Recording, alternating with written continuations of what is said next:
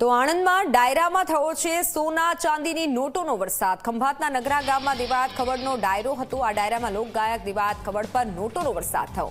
દિવાયત ખબર પર સોના ચાંદીની નોટોનો વરસાદ કરાયો।